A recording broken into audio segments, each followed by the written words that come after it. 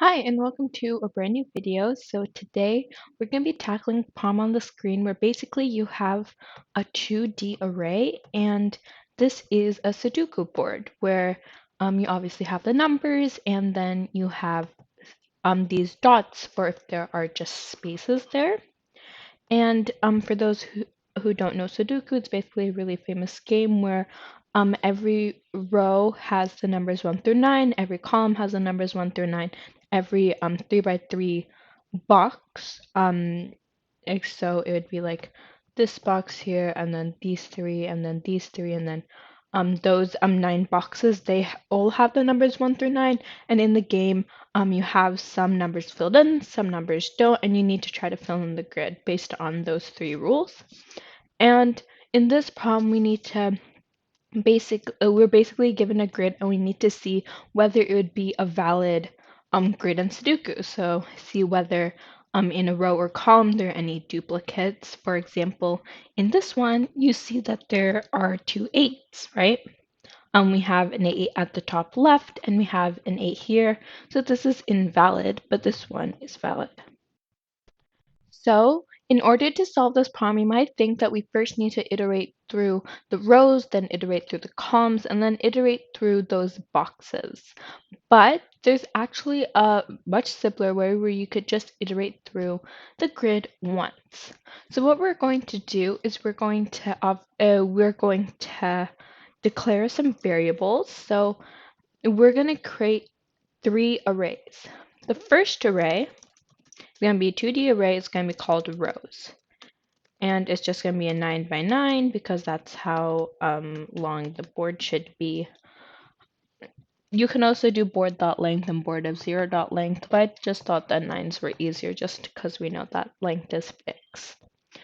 And this will keep track of how many duplicates come up in a row, which basically means that this row index here, so the row index is equal to which row it is, and the column index, let me type that over here, the column index, this will be equal to the number.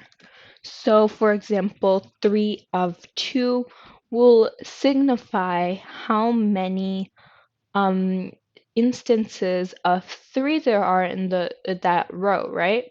And the reason we're doing 3 is because it's zero-based indexing, just plus 1. So then we're going to do the same thing for calls. 9, 9, and this is the exact same theory here, except for this is which column.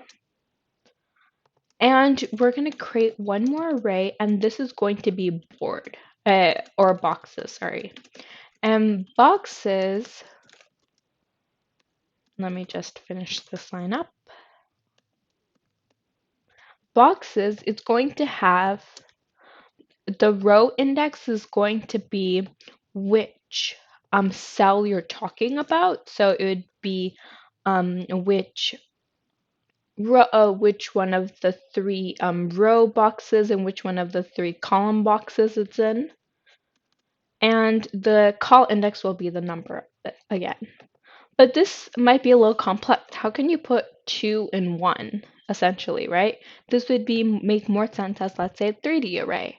And actually, you can do this quite simply with just having it in 1. And let's take it like this. So if you have a Sudoku, let's just talk about the columns for now. You have columns 1, 2, 3, 4, 5, 6, 7, 8, 9, right? These three are going to be in a box. These three are going to be in those boxes, and these three are going to be in a box, right? So if you divide each of them by 3, you'll notice that this one gets 0, 0, 0, 1, 1, 1, 2, 2, 2. So if you divide the number by 3, you get technically which set of boxes it's in. And then you can do the exact same thing with the rows. And then by doing so, you can identify which box, which box you're talking about, right? So and then and then you can identify the box on whether it already has these numbers. So that's basically the theory behind this box array. And in order to basically reference both of these, you're going to do row divided by 3 times 3 plus c divided by 3, and c would be column. And just specifying why you do this. This will identify which row you're in, this will identify which column you're in, and just to make sure that there are no duplicates, just multiply this by 3. All right, so now we can actually get to the juicy part, so we can iterate through the board.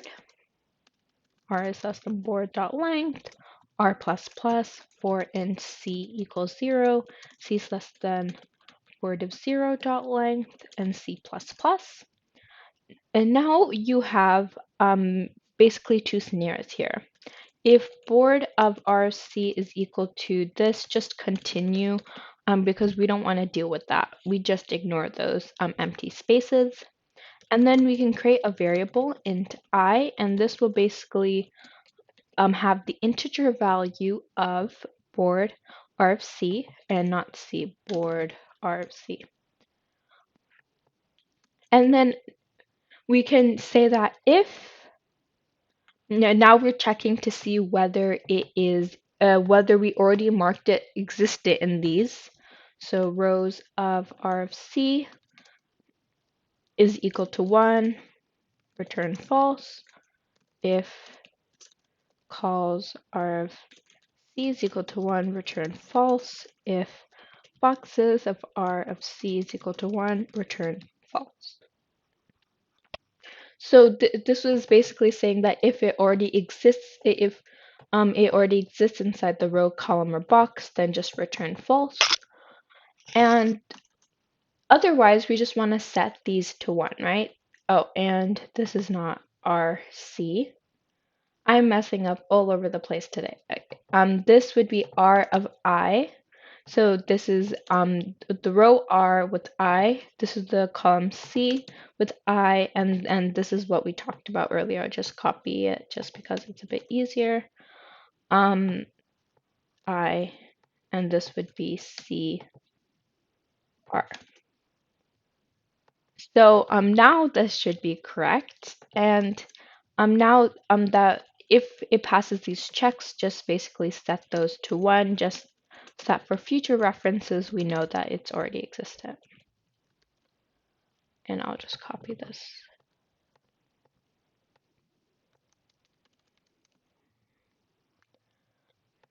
So now we are done with this for loop. If it passes all of this, we can just return true. So just kind of like going over what we did, basically we have 3 arrays, and these keep track of whether the number came up in the row, column, or box, like that 3 by 3 box. And if one's going to be the flag, right, because 0 is like the default, and these are int arrays. I don't know why I call them char arrays.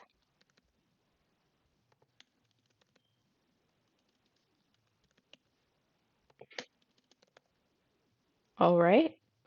So since 0 is the default, we'll set 1 as the flag, and if you see that flag, which means the number's already there, return false. Otherwise, just set it to 1 for future iterations. So now if we run the code,